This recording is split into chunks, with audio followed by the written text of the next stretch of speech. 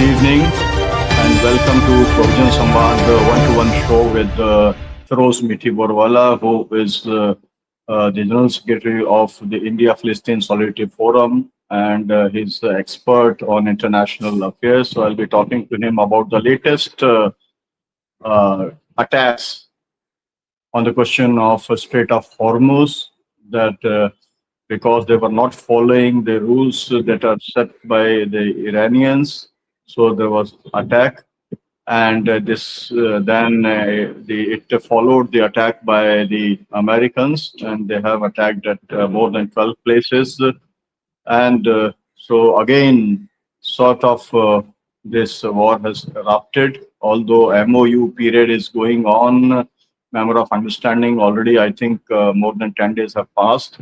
And on the other hand, you can see the funeral procession in which more than 20 million people they are participating, and more than the representatives of 100 countries they are participating in that. And now on the 9th, burial is going to take place. So in that context, Feroz Mithi Borwala ji, how do you see the latest developments that have taken place around Strait of Hormuz?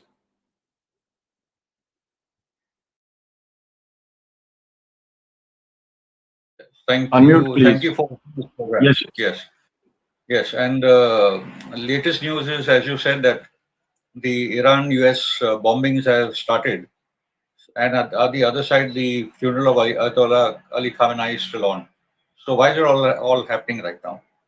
Basically, I believe that the funeral stretching over 5 days, right from the 4th to the 9th, 6 days, is such a huge international, unprecedented kind of historical event that America and Israel were flabbergasted. Okay, and the news, even for their vassals like Saudi and the other countries, okay, what on earth is happening? How do we actually counter? Because this is very bad news for America, very bad news for Israel, and even for certain GCC allies who are playing a double game with Iran. So with 20 million people on the streets of Tehran, with at Qom you have 10 million people, in Najaf and Karbala in Iraq, and now in Mashhad tomorrow. So this is showing the unity of the Iranian people, the commitment to anti-imperialism, the commitment to national unity. So Trump's entire message was that this regime is weak, it is very unpopular, they hate Ayatollah Ali Khamenei, and here it is totally a different, for the entire world. And then you were saying that Iran is isolated, and you have more than 100 countries, representatives actually coming to Iran, and none of the European countries were called. Of course, America was not called, Israel will never be called. So Iran has sent a very powerful message, and so has the resistance, because Hamas, Hezbollah, Ansarullah, the Ashraf Shabi of Iraq, the entire West Asian resistance were all there. Medvedev from Russia, the Chinese delegation, the Indian delegation. America tried its best. Marco Rubio was on the phone actually to try and see that countries don't actually go there. They were actually threatening countries. So all those plans have failed. Then what do you do? So then they've created a crisis around the Strait of Hormuz. And I'll tell you what the crisis is, basically. See, before we go to the crisis, let us see what the MOU said. The 14-point MOU, the fifth point is regarding the Strait of Hormuz. Okay. And what are they saying? Iranian sovereign administration over the Strait of Hormuz with only a 60-day free passage waiver. That means basically Iran will have sovereign control of the Strait of Hormuz, and for the next 60 days while the talks are on, it will be free. Iran will not charge any tax or toll or anything. But after Iran begins collecting transit fees from every commercial ship. So it's written here that after that 60-day period, then Iran will start collecting taxes, toll, after over commercial ships. This is part of the MOU that Trump has signed. And now he's saying, I will not let you control the Hormuz, I will not let you pay the toll. You have signed this document. So what actually happened? Basically, what Iran and Oman have done, see, it is about the maritime international law is about you can control the sea, which is 12 nautical miles from your coast. So that stretch, which is so narrow, is 24 nautical miles. So that basically Iran and Oman have every right to control that area. And moreover, it's a matter of national security now for Iran especially. You can't have American or French or British naval destroyers or aircraft carriers coming into that region, anywhere near the Hormuz, they will attack Iran.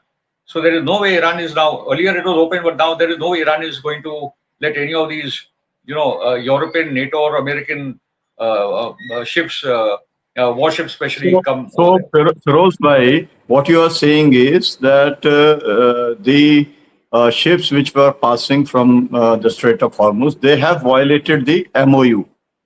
I'll tell you what they've done. Basically, Qatari and Saudi tankers.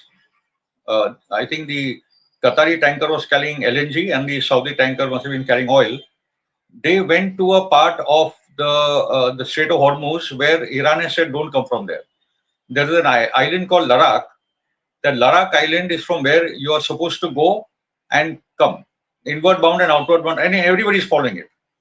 But what they've done here is the Saudi and the Qatari tankers came from a portion where they were not supposed to come from. It is even more shallow actually. The Iranian coastline is more deeper. The Omani coastline is more shallower. And their minefields also being laid. So Iran doesn't want anybody to come from there. All the other ships are coming as Iran has said, because now there is a body that Iran and Oman have created. You have to send an email. What is the name of your tanker? What are you carrying? You have to actually take permission in advance by email. So Saudi and Qatar were warned. The ships did not turn back, and Iran attacked those ships. Nobody died, but a warning had to be sent. Now, using that means I believe America sent those Saudi and Qatari tankers to provoke Iran. Iran tried to make them understand they did not, and then Iran attacked them. So America has used that as a pretext for then bombing Iran. And Iran has given a reply by bombing American military targets in both Bahrain and Kuwait. And it will either subside or it will then again, carry on. That we have to see. Yes, that's what exactly happened actually. But what is your assessment that means once this funeral procession is over and burial takes place? So do you think that there will be a sort of full-fledged war again, or you think that this MOU will continue and both the sides will restrain again? What is your assessment about it? To say there are two tracks going on. One is the Trump-JD Vance line, which wants the MOU to succeed. And then the other is the Trump-Marco Rubio-Netanyahu line that wants to sabotage the talks. So JD Vance is talking against Israel, the vice president, who hopes to be president in 2028. And Marco Rubio, the Secretary of State, is coming to the region, meeting UAE, Bahrain, Kuwait, and doing something else and sabotaging the talks. And Marco Rubio also wants to be president in 2028. But he's following the Israeli game plan. So we are seeing a clash within the American government of two different camps actually operating. That's one part. The other issues are basically, there have been two terror attacks in Syria. 7 days ago, there was a bomb blast in a cafe where Syrian civilians died. And today, Macron is in Syria, and near his hotel, a bomb blast has taken place. Again, people have died. Because now Trump wants Syria to come and attack Hezbollah in Lebanon. Jolani is not listening. The president, who are actually ISIS and support, but Jolani knows that he can't do it. Syria is too weak now. He's trying to get Macron to help, and now this bomb blast actually threatens Macron. It's a message by CIA Mossad that you don't get involved in Lebanon. So that is the big tension in Syria. The other big tension is because, in the MOU, Iran has made the first cross Lebanon and Gaza, the region. Lebanon is specifically mentioned. That if there is no ceasefire in Lebanon, if Israel doesn't withdraw, Iran will not have an agreement with America. Iran is not talking of its own sanctions. Iran is not talking of its own frozen assets. Iran is saying, first stop the war against my allies in Lebanon and in Palestine and Yemen and so on. That's how, visionary the Iranian government is. So in Lebanon now there is a crisis where Netanyahu is refusing to withdraw. Okay. And whether Trump has signed two agreements. Trump has signed one agreement with in the MOU where Israel is supposed to withdraw. Okay, and there he signed another agreement where Hezbollah is supposed to give up his weapons and then Israel will withdraw. There are two different agreements that Trump has signed here. He's playing a double game of it. So Feroz bhai, means you are saying that due to sort of contradictions in the American administrative policy, this is under threat. MOU is under threat. That is what you are saying. Yes, exactly. And, So we have and to see who, yes, yes. Okay. And my next question is about, the India is sending its delegation to the states which are against Iran. And so the timing is very bad so far as so unnecessary. We are trying to provoke Iran against India. Means Iran has always taken a very restrained,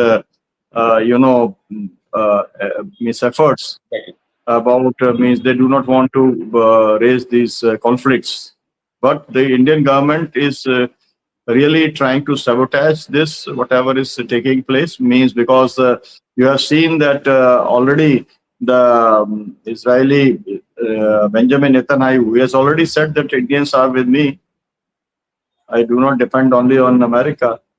So what is your take on that? Yes, exactly. The point being that the Modi government is under tremendous pressure from Trump and Netanyahu to be on the side of America, Israel against Iran. Or we would never have abandoned Iran the way we have today.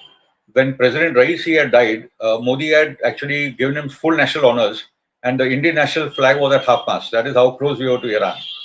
But something has happened in the last 1.5 year, 2 years, where we have moved away from Russia, we have moved away from Iran, and Russia being our main strategic ally. Everybody knows that. So what has happened? And Trump has made a statement that I can finish Modi's political career, but he is my friend. What is Trump actually saying? Okay. So now when our foreign minister is going into the region against the countries which are opposed to Iran, at the same time today, America has cracked down on the Bishnoi gang in California. 24 Bishnoi gang members have been caught. And these are all linked to RAW. They are all linked to Ajit Doval. They are all linked to Amit Shah. And undoubtedly to Modi, because Bishnoi is sitting in a jail in Gujarat. Okay. And the Bishnoi gang was involved in the Pannu Nijjar killings, which we all know. And two of our agents, Yadav and Gupta, have been caught. So this is going to be another pressure point on the Modi regime by the Americans. And what I'm worried about is that somehow I think Modi is not going all the way with America and with Israel. Will they use this kind of pressure that when there's a big outbreak of war, will they use the Indian army to attack Iran in the land war? Or where the land war going to happen? Where does America get its land forces from? Where does Israel get its land forces from? So are we actually thinking of that scenario where there be certain American Israeli allies where the 5 lakh soldiers, 500,000 soldiers required to invade Iran? Will India be a part of that war? It will be disastrous. And the other part is that Netanyahu. I don't think that this is going to happen because of the public opinion. This kind of situation may not arise. That is my point, means Right. understanding about the whole thing. But I am very sure that the Americans are actually blackmailing the Narendra Modi. That is quite clear. And Right. first they have manipulated through Adani case, and then now through this gang. They are doing this. So in the coming days, we'll do the follow-up on these, that how the things move in the Strait of Hormuz, and what happens to MOU, what happens to the relationship between the India and the Iran, and also how much pressure comes from US, because now it's also a test of American pressure, because all the farmers' organization have come on the street against India-America trade deal. So now Mr. Narendra Modi have to decide whether to move forward with that trade deal, or back out from it, or do not sign it. Because till now they say they have not signed it, but I don't know, one fine day there is a declaration from US that we have already signed, and these are the details. They may you know, this is what is happening for last so many years. So I think that is we will what, follow up this. So any last comment you would like to make? no, I think what you're saying is right. The pressure could most probably bring about the Indo-US trade deal, because it will be a disaster. The kind of tariffs will make it easier for the US to export into our country. It will be disastrous for the farmers. So that could be a major point. But today it's very clear that Modi is compromised, Ajit Doval is compromised, Amit Shah is compromised, and Adani is compromised, as you are always saying. This entire raid in America, the Bishnoi gang. The second thing I would like to say is that the inspiration that we're getting from the Iranian masses, because even when they are marching, they are, the slogans are against American and Israeli imperialism. So they are not scared. They are not, and they're just, today Iran is defending West Asia. It is defending Lebanon, Palestine, Yemen, all these countries, and it is also defending the world. So that is the message of Ayatollah Ali Khamenei. And I think because when he took over from the reins of Ayatollah Khomeini, that time Iran had just come out from the Iraq war. It was very weak. So Ayatollah Ali Khamenei actually consolidated Iran. He built up Iranian political institutions, a lot of distribution of power actually. There were certain problems, of course. Built up the economy despite sanctions, and I think most importantly, built up the axis of resistance in the region. That time it was only Palestine and Iran. Nobody else was there. Okay. And now you have Hezbollah, you have Ansarullah in Yemen, you have the Hamas. So lots of changes are taking place. And of course, China and Russia, so all these alignments. So I think one is that on the path that Iran is, and that is the path you and me and majority of Indians are today with Iran. Let me tell you, Netanyahu may be thinking that I got 1.4 billion with me. He's very wrong. The majority of this country are who believe in Gandhi and Nehru, of non-alignment, of the global South solidarity, of our anti-colonial past. That is where the majority of Indians are. This country is not Modi's country. It is not Amit Shah's country for sure. And that message needs to go to Netanyahu. Thank you. Thank you very much, Mr. Feroz Mithipura, for joining Bahujan Samvad in one-to-one program. And we'll continue this dialogue. Thank you very much. Thank you.